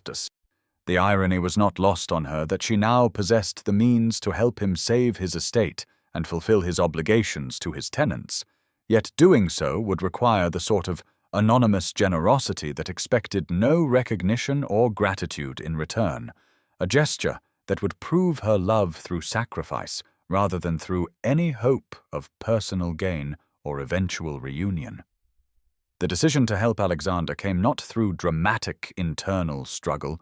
but through the simple recognition that true love sometimes required the courage to act without hope of reward, to choose another's welfare over one's own desires, even when such choices guaranteed continued loneliness and separation. Cordelia arranged the transfer of funds through a series of intermediaries and false names that would make tracing the source almost impossible, ensuring that Alexander would be able to pay his legal debts and restore the stolen resources without ever knowing that his salvation had come from the woman whose presence in his life had caused so much upheaval and pain. She told herself that this anonymity was necessary to preserve his pride and prevent any sense of obligation that might compromise his ability to make free choices about his future. Yet she also recognized that her own motives were more complex, encompassing both genuine altruism and the self-protective instinct that made her reluctant to risk another rejection or disappointment if her gesture were misunderstood or unwelcome. The mechanics of the transaction required several weeks to complete, during which she maintained her normal routine of lessons and household duties while carrying within her heart the knowledge that she was about to change Alexander's life in ways he would never fully understand, giving him the freedom to rebuild his world according to his own values rather than the compromises that financial desperation might force upon him. When the final papers were signed and the money transferred, she felt both profound satisfaction and devastating loss, knowing that she had done everything within her power to ensure his happiness, while simultaneously accepting that her own future lay along a different path that might never again intersect with his. Yet even as she resigned herself to permanent separation, fate was already setting in motion the series of discoveries and revelations that would challenge her assumptions about the finality of their parting, and Alexander's understanding of her true character and the depth of her continuing devotion to his welfare above her own happiness. The discovery of Cordelia's anonymous generosity came about through the sort of accident that seemed too convenient for fiction, yet occurred with startling frequency in real life, when careful plans were undone by overlooked details and hidden connections that revealed themselves only after it was too late to maintain the secrecy that had been so carefully constructed. Alexander's London banker, a discreet gentleman who had served the Ravenshollow family for 3 generations, let slip during a routine meeting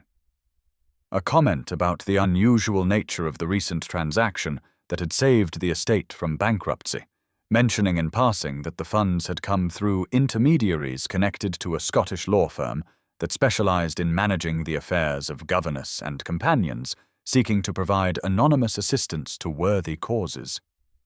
The comment was meant merely as an observation about the mysterious ways in which Providence sometimes intervened in human affairs, yet it provided Alexander with the crucial clue that led him through a careful investigation of the transfer's origins, each step revealing new evidence that pointed toward a conclusion almost too wonderful to believe, yet too detailed to deny. When he finally confronted the Scottish solicitor who had managed the transaction, the man's professional discretion crumbled before Alexander's obvious distress, and his passionate arguments about the importance of knowing his benefactor's identity, revealing at last that the money had come from a governess in the Highlands, whose previous employer had left her a modest inheritance which she had chosen to use in this extraordinary gesture of anonymous charity.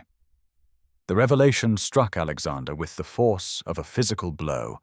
overwhelming him with simultaneous gratitude, admiration, and shame as he realized that Cordelia had sacrificed her own financial security to save his estate and reputation while expecting nothing in return except the satisfaction of knowing she had helped him fulfill his obligations to the people who depended upon him. The magnitude of her generosity and the selflessness of her motives forced him to confront the depth of his own feelings and the hollow meaninglessness of the careful rebuilding he had undertaken while believing himself permanently separated from the only person whose opinion and welfare truly mattered to him.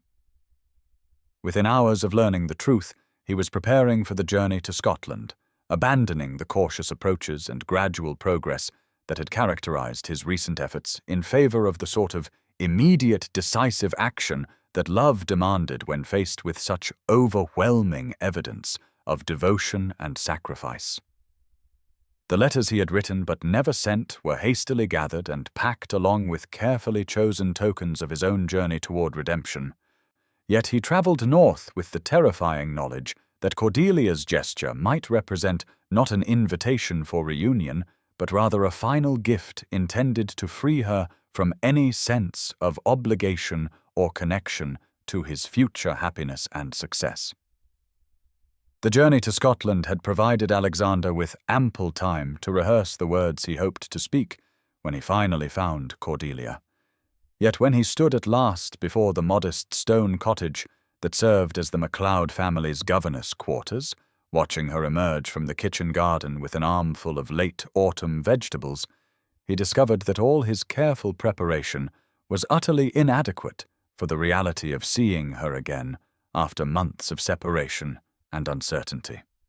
She looked up from her task of gathering root vegetables for the evening meal and froze at the sight of him standing by the garden gate, her face cycling through expressions of surprise, wariness, and something that might have been hope, before settling into the composed mask she had perfected during their years of enforced separation. Alexander himself felt the familiar rush of emotion that her presence always provoked. Yet it was tempered now by the deeper understanding that had emerged from months of honest self-examination and the humbling recognition of how completely he had misunderstood both her character and the true nature of love itself. "Miss Ashworth," he said formally, removing his hat and offering the sort of respectful bow that acknowledged both her position and his awareness that he had forfeited any claim to familiarity through the circumstances that had divided them. "I hope you will forgive this unexpected intrusion, but I have travelled from Northumberland because I recently learned of a kindness shown to my family that demands both acknowledgement and, if you will permit it, a conversation that has been far too long delayed." Her response was equally careful, years of experience having taught her to guard against the sort of emotional vulnerability that had once led to such devastating disappointment. "Your Grace," she replied with a slight curtsy that maintained proper distance while revealing nothing of her inner turmoil, "you are welcome at MacLeod House as any gentleman traveller would be, though I confess myself puzzled by any supposed connection between your family's affairs and my own humble circumstances." The dance of formal politeness continued for several minutes, each testing the other's intentions while avoiding direct acknowledgement of the emotional undercurrents that made every word fraught with multiple meanings and dangerous possibilities. Yet gradually, as they walked together along the path that led toward the loch, where autumn mist rose like spirits from the dark water, their conversation began to shed the protective layers of convention that had initially governed their exchange. "I know what you did," Alexander said at last, his voice rough with emotions too complex for easy expression. "I know that you received an inheritance from Lady Worthington and chose to use it to save my estate from bankruptcy, expecting nothing in return except the knowledge that you had prevented my tenants from suffering for my poor judgment and others' greed. The revelation hung between them like a bridge that could either connect or divide, depending upon how she chose to respond to this exposure of her most private act of generosity. I know also that this gesture represents far more than mere charity, that it required you to sacrifice your own security and independence for the welfare of people you have never met simply because their happiness mattered to someone who once mattered to you." Cordelia stopped walking and turned to face him fully, her composure finally cracking enough to reveal the depth of feeling she had been struggling to conceal since his unexpected appearance. "You should not have investigated the source of that assistance," she said quietly, her voice carrying both reproach and something that sounded almost like fear. "It was given freely, without conditions or expectations, and discovering its origin serves no purpose except to create obligations where none were intended or desired." But that was exactly why he had needed to find her, why the anonymous nature of her gift had made it impossible for him to accept it without seeking her out to offer something in return. "That is precisely why I had to come," he replied with the sort of earnest intensity that had always characterized his most important moments. because you expected nothing, because you asked for nothing, because you gave everything you had to someone who had already caused you such pain. You proved a depth of character that humbles me and forces me to acknowledge how completely I failed to understand what love truly means." He moved closer, yet maintained the respectful distance that acknowledged her right to refuse whatever he might ask of her. "I have spent these months learning to rebuild my life according to principles I can respect rather than social convenience. Yet I now realize that all my efforts at redemption are meaningless if I cannot find the courage to ask for what I want most in this world. Cordelia, I have come to request permission to court you properly, not as the desperate young man who once made promises he could not keep, but as someone who has learned the true cost of his choices and is prepared to prove himself worthy of your consideration through patient demonstration rather than passionate declarations." The proposal was delivered with such careful humility that it took her several moments to fully comprehend what he was offering, not the grand romantic gesture that literature might have demanded, but rather the sort of mature recognition that real love required time, trust, and mutual respect to develop into something strong enough to withstand the pressures that had destroyed their earlier hopes.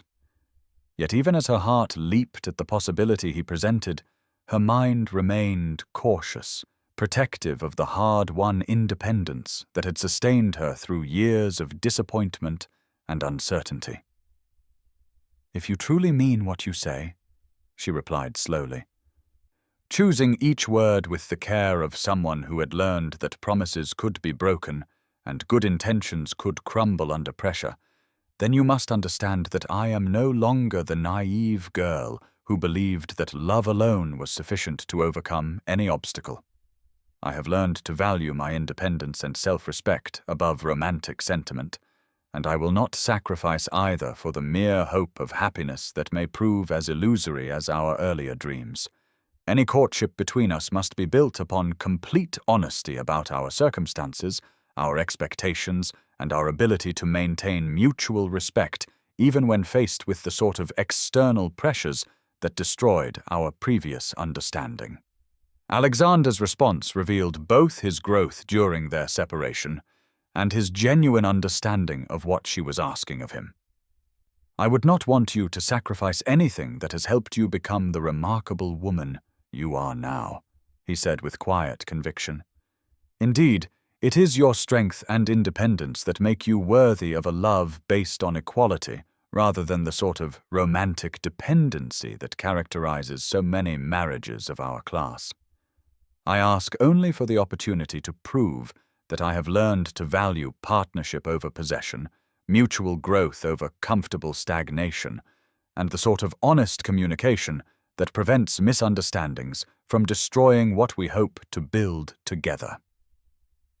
The months that followed Alexander's arrival in Scotland unfolded with the deliberate pace of people who had learned that genuine intimacy required time to develop and could not be rushed by passion or urgency.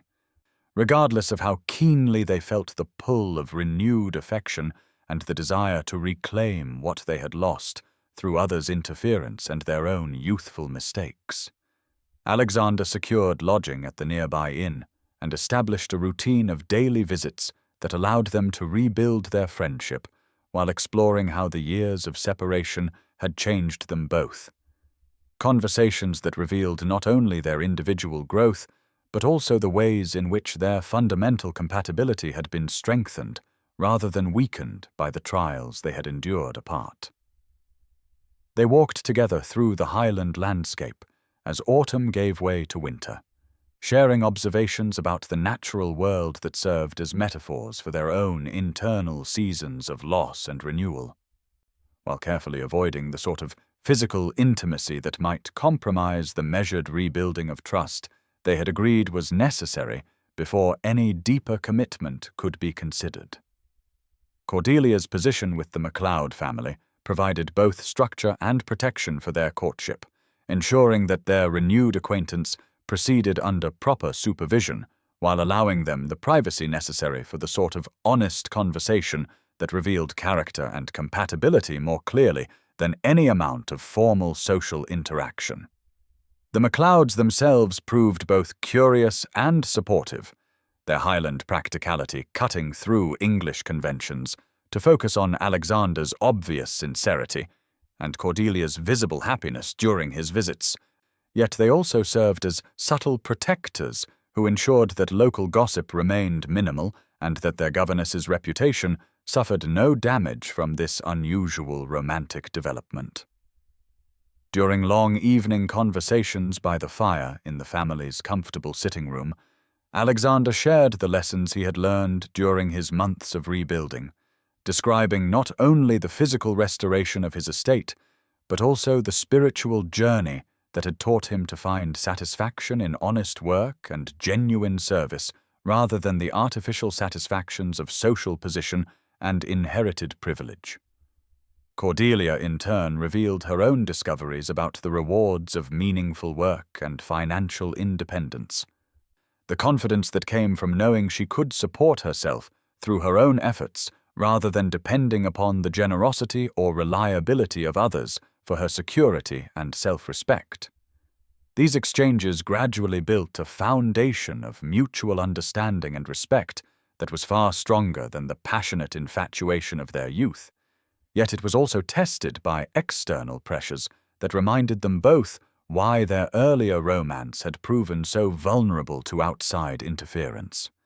Letters from England brought news that society remained divided about Alexander's divorce from Seraphina, some viewing him as a victim of his wife's crimes, while others whispered that his involvement with Cordelia had somehow precipitated the scandal that destroyed his marriage.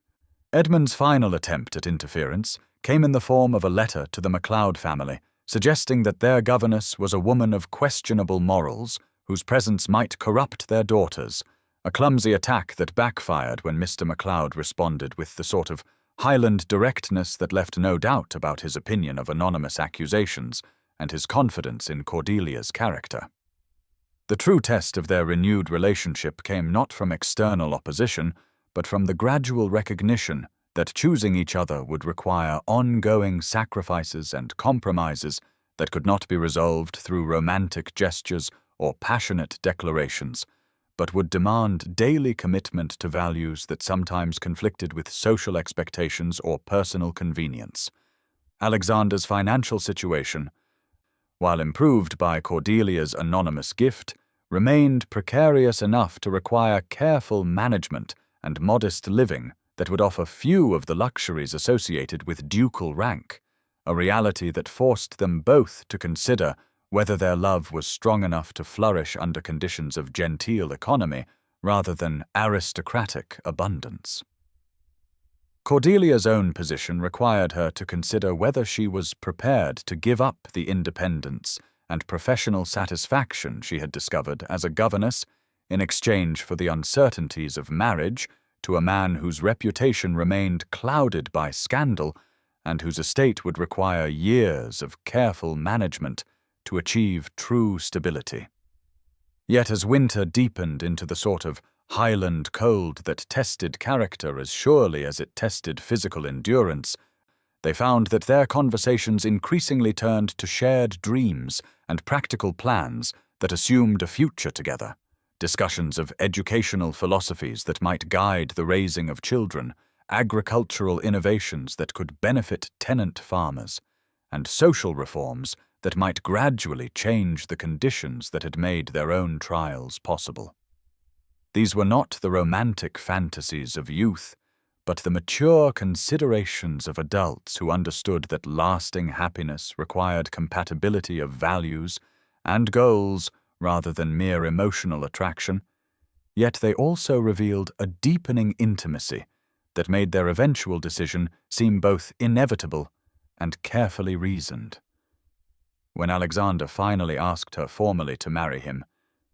it was not with the desperate urgency of their youth, but with the calm certainty of someone who had tested his feelings through months of daily interaction and found them strengthened rather than diminished by close examination. Her acceptance came with equal deliberation, the response of a woman who had learned to trust her judgment about character and compatibility rather than being swept away by romantic sentiment. Yet it was also accompanied by the sort of quiet joy that acknowledged how rare and precious it was to find someone whose love had survived the trials that destroyed lesser attachments. They married in the small Highland church where Cordelia had found spiritual solace during her months of exile, surrounded by the MacLeod family and a few carefully chosen friends who valued their character above society's opinion. Beginning their new life together with the sort of humble ceremony that emphasized commitment over display and substance over appearance, prepared to face whatever challenges awaited them with the strength that came from knowing they had chosen each other not from desperation or convenience, but from the deepest mutual respect and affection that could sustain a lifetime of shared joys and sorrows. The morning of their wedding dawned with the sort of crystalline Highland clarity that seemed to bless their union with nature's own approval, pale sunlight streaming through frost-covered windows to illuminate the simple preparations that reflected their transformed understanding of what truly mattered in marking life's most significant moments. Cordelia stood before the small mirror in her modest chamber at MacLeod House, arranging the final details of her appearance with hands that trembled slightly, not from nervousness, but from the profound recognition that this day represented not just the fulfillment of long-deferred hopes, but the beginning of a partnership built upon foundations far stronger than those that had supported their youthful dreams. The dress she wore was her own creation, fashioned during the long winter evenings from fabric she had purchased with her governess wages, every stitch representing hours of careful work that had given her time to contemplate the gravity of the commitment she was making, and the joy of finally being able to make it freely, without the shadows of deception or external pressure that had haunted their earlier attempts at happiness. The gown's simplicity was itself a statement of values, its clean lines and modest decoration speaking to a beauty that came from within rather than from costly ornament, while its deep blue color echoed the sapphires in the ring that Alexander had retrieved from his family's jeweler and carried with him to Scotland as a symbol of promises kept despite years of separation and trial. Mrs. MacLeod bustled about the room with the sort of Highland efficiency that masked deep emotional investment,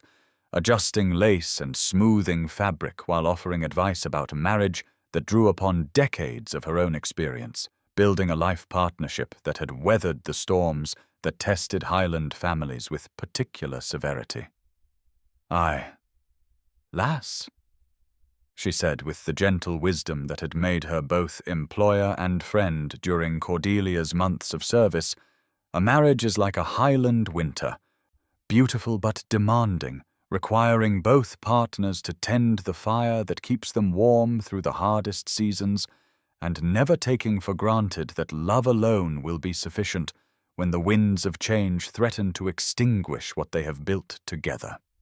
These words carried special meaning for Cordelia, who had learned through painful experience that love required not only emotional commitment, but practical wisdom, daily choice, and the sort of mature understanding that could distinguish between romantic fantasy and the deeper satisfactions of genuine partnership built upon mutual respect and shared purpose. Meanwhile, Alexander stood in the inn's modest parlour, receiving similar counsel from Mr. MacLeod, whose Highland directness had cut through English conventions to focus on the essential truths that governed successful marriages, regardless of social rank or financial circumstances. The older man had taken Alexander's measure during the months of careful courtship, and found him worthy not through aristocratic privilege, but through demonstrated character, the sort of patient consistency that proved itself through daily action rather than grand gesture. "You have shown yourself to be a man of honor during these months of waiting," MacLeod said with the gravity that Highland tradition brought to such moments, "treating our lass with the respect she deserves, and proving that you understand the difference between wanting and loving, between desire and commitment. But marriage will test you in ways that courtship cannot. requiring you to choose your wife's welfare over your own convenience, not just in moments of crisis, but in the 1,000 small decisions that shape daily life together. Alexander listened with the sort of focused attention that had become his habit during the months of rebuilding, recognizing in these words the wisdom that came from a lifetime of choosing partnership over individual desire, commitment over convenience, and the long view over immediate satisfaction.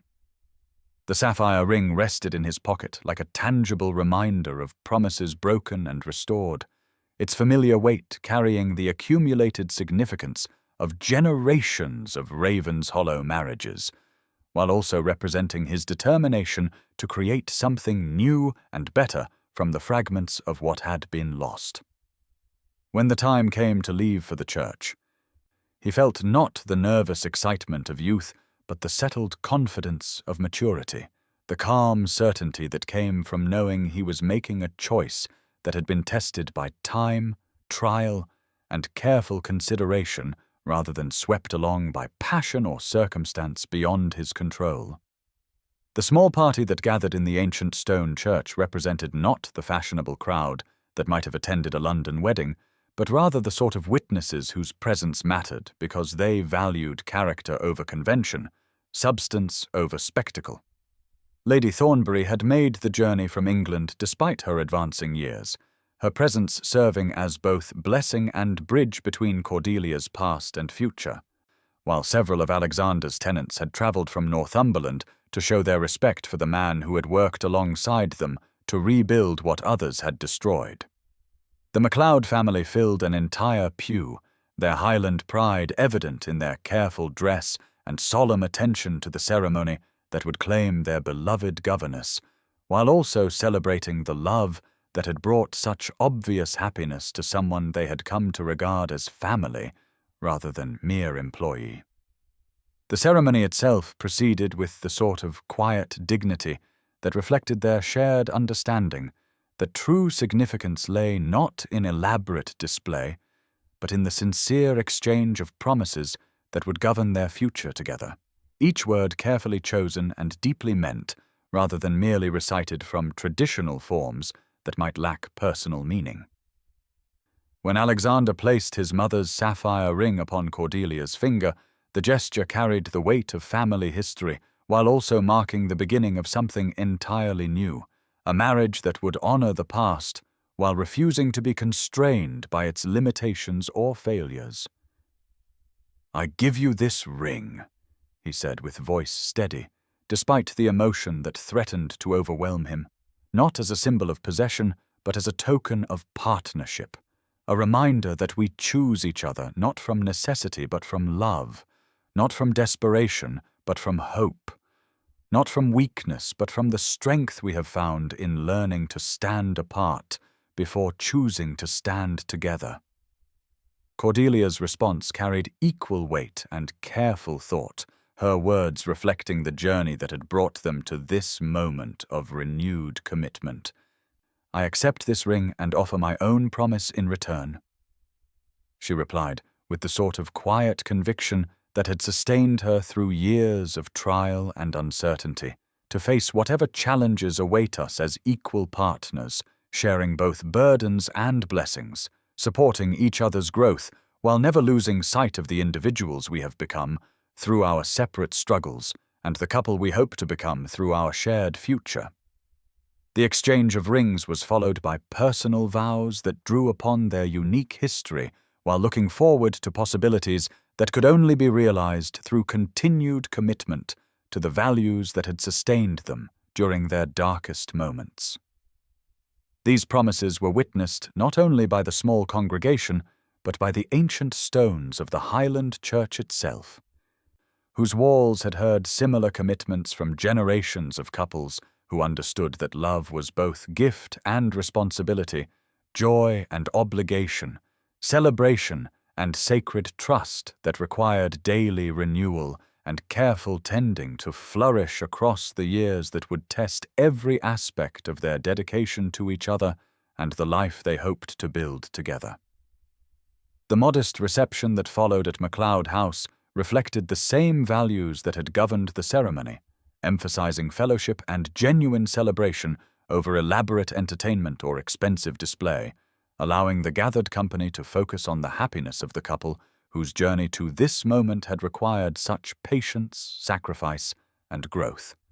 Lady Thornbury's toast captured the significance of the occasion with words that acknowledged both the trials they had endured and the hope their union represented for others who might face similar challenges. "I have watched these two young people," she said with the sort of elegant simplicity that had always characterized her speech, "learn that true love cannot be destroyed by external circumstances, but can only be strengthened by the trials that test its fundamental character. And I believe their marriage will serve as an example to others that some promises are indeed worth waiting for, some love worth any sacrifice, and some happiness worth the price of patience and faith." Her words were echoed by Mr. MacLeod's Highland blessing, which drew upon ancient traditions while acknowledging the modern realities that would shape their future together. "May your love be like the Highland mountains," he intoned with ceremonial gravity, "strong enough to weather any storm, beautiful enough to inspire wonder in all who behold it, and enduring enough to stand as a landmark for generations who will follow in your footsteps and draw courage from your example." As the afternoon faded into evening, and the last guests departed with wishes for happiness and promises to visit the couple at their Northumberland estate, Alexander and Cordelia found themselves alone together for the first time as husband and wife, standing hand in hand before the fire that Mrs. MacLeod had built up to ward off the Highland chill that always seemed to intensify once darkness fell. The silence between them was comfortable rather than awkward, filled with the sort of peaceful contentment that came from knowing they had finally reached the destination toward which they had been traveling for so many years through such difficult terrain. Tomorrow they would begin the journey back to England and the work of building their life together at Ravenshollow. But tonight belonged to quiet reflection on the path that had brought them to this moment of fulfillment, and the gratitude they felt for the lessons learned through trials that had seemed at the time like nothing more than obstacles to their happiness. The firelight played across their joined hands, illuminating the sapphire ring that now symbolized not just family tradition, but personal triumph, the victory of patient love over hasty passion, mature commitment over youthful impulse, and the sort of deep understanding that could only emerge from the crucible of genuine trial and the choice to forgive, to grow, and to trust in possibilities that required courage to imagine and wisdom to achieve. 5 years had transformed Ravenshollow from the scene of scandal and financial crisis into a model estate where innovative agricultural practices and enlightened tenant relations had created prosperity that benefited everyone who lived and worked on the land that Alexander and Cordelia had chosen to make their permanent home and the foundation for the family they were building together. The morning sun streamed through the windows of the breakfast room where they sat with their 2 young children, 3-year-old William and 18-month-old Margaret, whose laughter filled the house with the sort of joy that made all their earlier struggles seem worthwhile as preparation for this season of contentment and purpose. Cordelia moved between her maternal duties and her correspondence with the natural grace that had always characterized her approach to managing multiple responsibilities.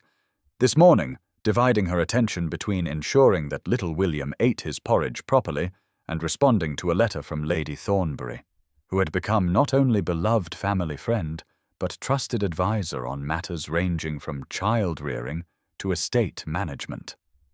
The garden visible through the breakfast-room windows showed the results of 5 years of careful cultivation, its formal beds now mature enough to provide both beauty and practical herbs for the household, while the wilderness area that Alexander had preserved at Cordelia's request served as a living memorial to their courtship and a playground where their children could explore nature under their parents' watchful supervision. Alexander himself had returned from his morning rounds of the estate with reports that filled him with the sort of quiet satisfaction that came from seeing long-term planning beginning to bear fruit in improved crop yields, healthier livestock, and tenant families whose children now had access to the sort of education that would prepare them for futures limited only by their own ambition and effort, rather than the circumstances of their birth. The changes at Ravenshollow reflected not just agricultural innovation, but a philosophy of stewardship that treated the estate as a community rather than merely a source of income, an approach that had gradually restored both financial stability and social respect for the Duke and Duchess, whose marriage had once been the subject of scandalous gossip, but was now regarded as an example of how true love could triumph over adversity through patience, commitment, and shared values. Society's acceptance had come gradually, but completely, helped by their obvious happiness together and their consistent demonstration of the principles they claimed to value, until their annual visits to London were marked not by whispered speculation, but by genuine warmth from friends who had learned to judge them by their character rather than their unconventional path to marriage. Their children were growing up with an understanding of both privilege and responsibility that came from parents who had learned these lessons through personal trial rather than inherited assumption. Little William already showing signs of the sort of thoughtful consideration that would serve him well as the future Duke, while Margaret displayed the independence and curiosity that promised to make her a formidable woman in her own right, regardless of what society might expect from someone of her rank and gender. On this particular morning, as autumn light filled the familiar rooms where they had created their sanctuary of love and purpose, Alexander paused in his reading of agricultural journals to watch Cordelia help their daughter with the simple wooden blocks that were teaching her colors and shapes, marveling at how the woman who had once seemed lost to him forever had become not just his wife, but his partner in every sense, sharing his dreams while contributing her own vision to the life they were building together. The sapphire ring caught the light as she moved, its deep blue depths holding all the promises they had made and kept, all the trials they had survived, and all the hope they shared for the future that stretched ahead of them with infinite possibility for continued growth, deeper love, and the sort of lasting happiness that could only be built upon the foundation of understanding, respect, and commitment that they had fought so hard to achieve and now treasured as the greatest gift their difficult journey had ultimately provided.